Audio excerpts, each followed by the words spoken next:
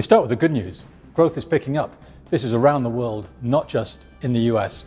It was happening before the US election, but certainly in America, things have picked up, maybe on hopes that Trump will prompt deregulation and tax cuts.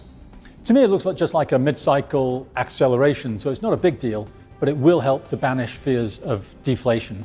I think less positive is Trump's America First policy. This threatens US isolationism, and that could unwind the globalization that's been at the heart of global prosperity for the past 2 or 3 decades. Of course, the big winners of this were Asian economies and multinational firms with global production networks.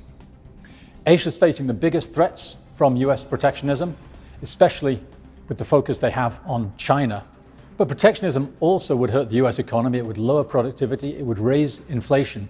And in that case, we'd have to ask whether the Fed will only raise rates 3 times in 2017, as we expect.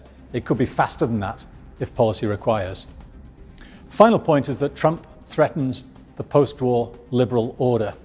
That means we have much higher geopolitical risks than before, and indeed, I think, the danger of catastrophic outcomes.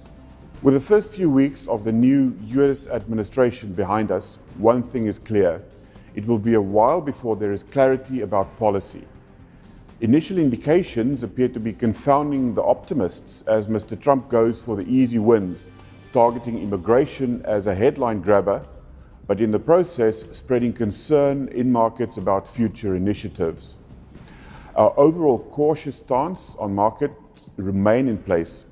The current episode is frankly not going to be all that impactful from the point of view of market fundamentals. It has been more of a sense check for those who have been perhaps too optimistic about US policy. As we have been at pains to point out, US presidential terms last 4 years. Take care before taking serious exposure and keep powder dry. Despite the caution, we still think some of the promised tax reforms do have the potential to be positive for equity markets if indeed enacted. For the short term, the trouble is that such policies in the first place take time to enact, and second, take some more time before their effect can be properly observed.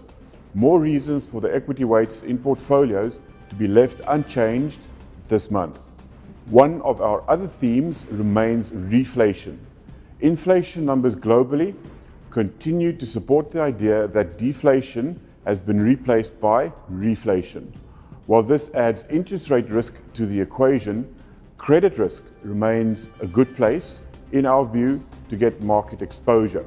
It is for this reason that we have made the decision at our recent MIG to increase the exposure to high-yield bonds from neutral to overweight. To fund the position, we have reduced investment-grade bonds to neutral from overweight. Investment-grade bonds typically have a greater sensitivity to interest rates and at the moment appear to be less attractively priced than high-yield bonds do.